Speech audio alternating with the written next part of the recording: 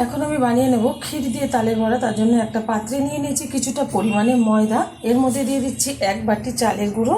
আপনারা এখানে সুজিও ব্যবহার করতে পারেন, তবে আমি চালের গুঁড়োটা ব্যবহার করছি।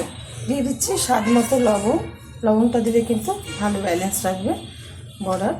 আর এখানে দিয়ে দিচ্ছি এই যে ক্ষীর, দিয়ে দেব পরিমাণ মতো চিনি। যে যেরকম মিষ্টি খাবেন সেই অনুযায়ী কিন্তু চিনিটা ব্যবহার করতে হবে।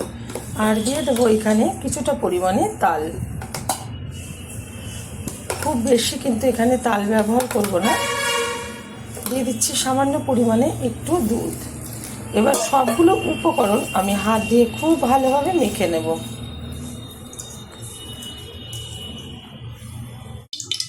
তালের বড়াগুলো ভাজার জন্য আমি ওভেনে কড়াই বসিয়ে দিয়ে দিয়েছি কিছুটা পরিমাণে সাদা তেল। তেলটা গরম হয়ে গেছে, এখন আস্তে আস্তে করে তালের বড়াগুলো আমি ছেড়ে ভেজে নেব। আমার এই রেসিপি যদি আপনাদের ভালো লেগে থাকে আপনারা অবশ্যই আমার চ্যানেলকে সাবস্ক্রাইব করবেন, লাইক করবেন, শেয়ার করবেন।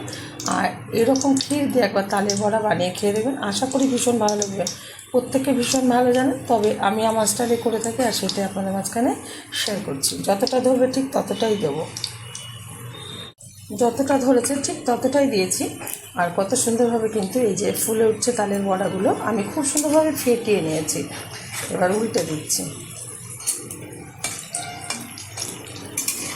হালকাভাবে উল্টাতে হবে।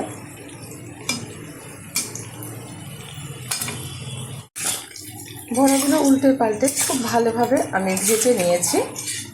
এখন আমি তুলে নেবো একটা পাত্রে, যেগুলো ভাজতে বাকি আছে সেমভাবে ভেজে নেবো। দেখা হবে পরের ভিডিওতে নতুন কোনো রেসিপি নিয়ে। ধন্যবাদ।